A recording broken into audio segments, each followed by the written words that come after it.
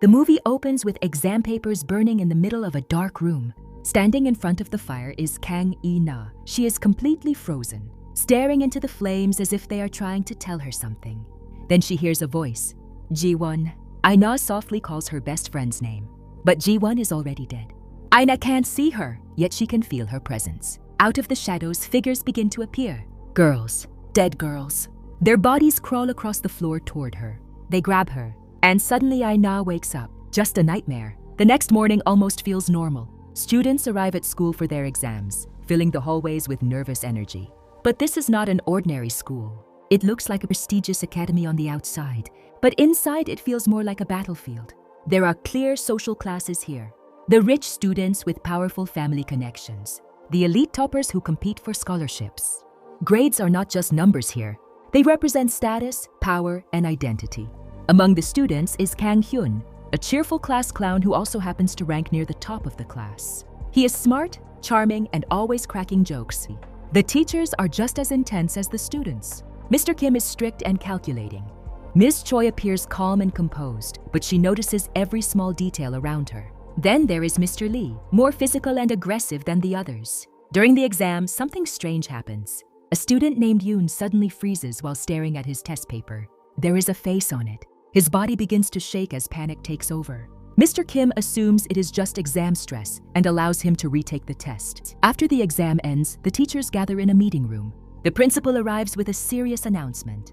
The school will be entering a competition against another elite college. To win, they need their best students gathered in one place. A special class will be created for the top-ranked students only. The next day, students gather around the notice board to check their grades. And this is where things start falling apart. Yoon sees the same terrifying face again. This time it appears in Ina's reflection. Without warning, he attacks her right in front of everyone. Teachers rush in and drag him away.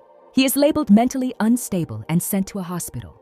But his mother refuses to accept that and insists he remain in school so he can attend the special class. Meanwhile, the day of the special class finally arrives. At the entrance, students are asked to hand over their phones. While one student is collecting them, something unseen suddenly pulls him away. Inside the classroom, Ms. Choi begins an English video lesson. The screen glitches. Then the video changes. A live feed appears. One of the students, Hee-young, is trapped inside a transparent box. Water is slowly filling it. The classroom goes silent. A distorted voice echoes through the speakers. If they want to save Ha-young, they must answer questions. If anyone leaves the classroom, someone will die. Students immediately grab their phones. Every single phone is dead. Mr. Lee storms into the control room, convinced this entire thing is Hyun's prank. He beats him. Aina desperately defends Hyun. Arguments explode throughout the room. Then a scream breaks through the chaos. The water finally fills the box. Ha-young drowns right in front of them. Mr. Lee ignores the warnings and runs outside to call for help from a nearby store. At the same time, several students attempt to escape the classroom. But Mr. Kim and Ms. Choi block their path. They step out into the corridor. Moments later, Mr. Lee staggers back toward them. He is injured. Bleeding, he collapses on the floor. Dead, the distorted voice returns through the speakers. Another student is missing. To save him, they must solve a new question. The clues are hidden in Chinese characters scattered throughout the auditorium.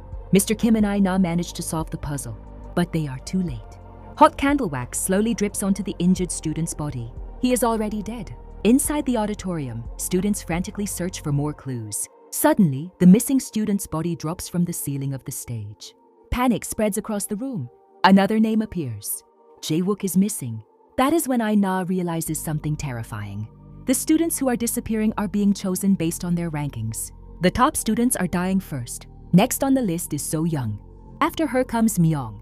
The answers to the puzzles are being written directly on the victims' bodies. One student believes the safest option is to hide instead of playing this deadly game. He convinces Myung and several others to escape through a hidden passage that leads to an abandoned building.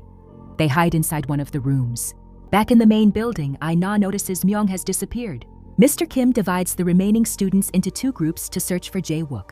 Soon they discover another question that must be solved using numbers converted into letters.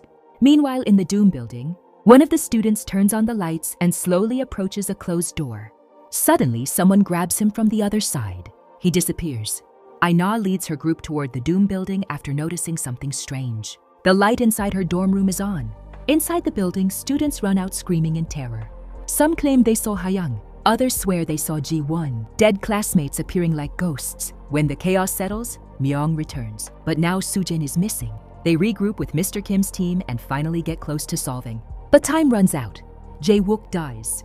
At this point, everyone is mentally collapsing. The surviving students gather in the school cafe to rest. And suddenly, Aina remembers something important. The password used in one of the puzzles. It belonged to Ji-won, her best friend. This is where the real story begins. Ji-won was the top student in school. Brilliant, hardworking, and completely focused on earning a scholarship. During midterm exams, she ranked 6th. The top 5 positions were all taken by wealthy students with powerful family connections. A few days later, Ji-won was found dead. Pills in her mouth. The case was ruled a suicide. But Aina never believed that story.